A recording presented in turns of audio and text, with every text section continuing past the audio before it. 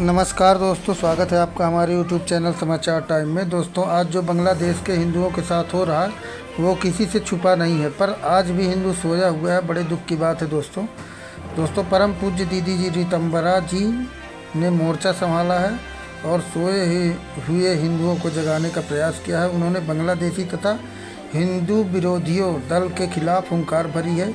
क्या कुछ कहा है आप भी सुनिए और वीडियो ज़्यादा से ज़्यादा शेयर करें। कमेंट में जय श्री राम अवश्य लिखें। चाहा है कि वो वहाँ के, मैं निश्चित मानती हूँ कि बांग्लादेश के हिंदुओं के लिए सरकार ने कदम उठाए होंगे, लेकिन हम यहाँ भारत के समस्त हिंदुओं को ये कहना चाहते हैं कि जब आप अपने ऊपर हो रहे अत्याचारों की आवाज़ नहीं उठाएंगे तो आपके लिए रोने वाला कोई नहीं है। इसलिए हम अहिंसा का पाठ पढ़ते हुए ये भूल गए कि हम भेड़ियों के साथ हैं और भेड़ियों के साथ अहिंसा के व्यवहार से हम जिंदा रह नहीं सकते। इसलिए हमारी अस्मिता, हमारा सम्मान, हमारे संप्रभुता और इस देश की भी अखंडता और पूरे विश्व के अंदर जो हिंदू हैं अभी यहाँ पे घोष लगा रहे हैं कि हम सब हिंदू एक हैं।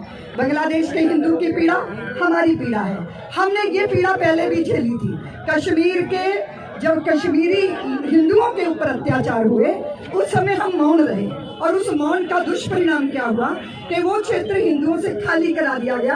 आज तक हिंदू वहां लौट नहीं पा रहे और हमारे भी जितने भी सुरक्षा कर्म वहां पर बंधु हैं वो आतंकवादियों से, आतताइयों से जूझ के वो अपने बलिदान दे रहे हैं। ये सारी स्थितियों को हम समझ रहे हैं। संतों ने आज ये आह्वान किया है हिंदू समाज का कि वो भगवान कृष्ण को बांसुरी बजाते हुए, मक्खन खाते हुए, लड्डू गोपाल की पूजा बहुत करते हैं, लेकिन अब समय आ गया है श्री कृष्ण के सुदर्शन चक्रधारी रूप का स्मरण करने का है।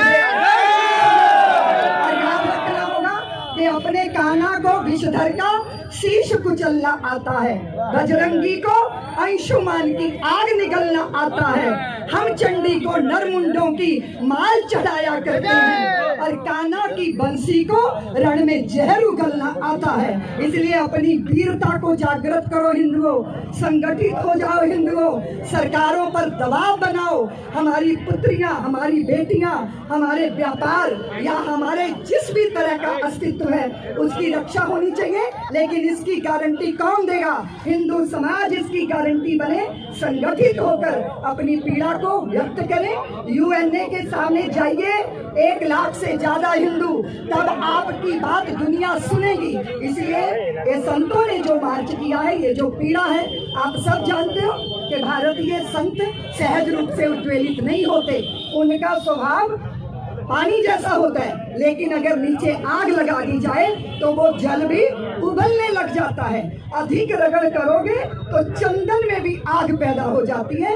ये वेदना की आग है, ये हृदय के अंदर दर्द है। हमारे बांग्लादेश के हिंदुओं को जिस तरह हमने रोते बिलखते और जान की भीख मांगते देखा है, लेकिन मैं आप पत्रकारों के माध्यम से एक खुशी व्यक्त करना चाहती हूँ कि बांग्लादेश का हिंदू जिस तरह एकत्रित होकर, संगठित होकर सड़कें पे उतरा और उसने अपने अस्तित्व की घोषणा की, वो सचमुच भारत के हिंदुओं का हृदय उसके लिए धन्य हो गया है। मैं निश्चित रूप से मानती हूँ कि अगर बच्चा रोता नहीं है ना तो माँ भी दूध नहीं पिलाती। इसीलिए ज्यादा मौन रखना ये भी स्वीकार का लक्षण होता है। इसलिए अपनी चुप्पी तोड़िए। हम संसार में कहीं भी हों, चाहे पाकिस्तान में, पाकिस्तान के कितने हिंदुओं के साथ अत्याचार हुआ, आज तक 7 करोड़ हिंदू मार दिए गए। बांग्लादेश और पाकिस्तान में सारी दुनिया में कोई इस पर बात नहीं करता क्योंकि हम चुप हैं। इसलिए चुप्पी तोड़ी है और संत जब चुप्पी तोड़ते हैं तो क्रांति होती है। उस क्रांति की बहुत बड़ी जरूरत है। जय श्री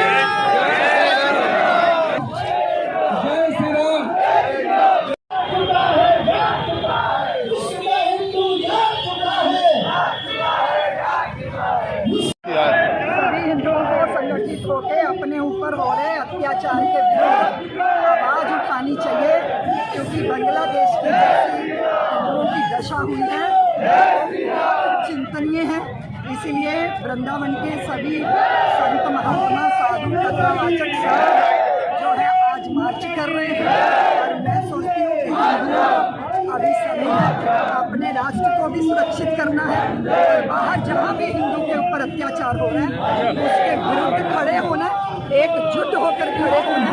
और मेरा दूसरा निवेदन ये है कि अब समय आ गया है, हमारा राष्ट्र हिंदू राष्ट्र होना चाहिए। हम सब सामंजस्यता रखते हैं, सौहार्द रखते हैं, लेकिन अत्याचार झेलते झेलते हम यहाँ तक आ पहुँचे हैं कि करोड़ों हिंदू मारा जा चुका है और दुनिया में इसकी कहीं चर्चा नहीं होती।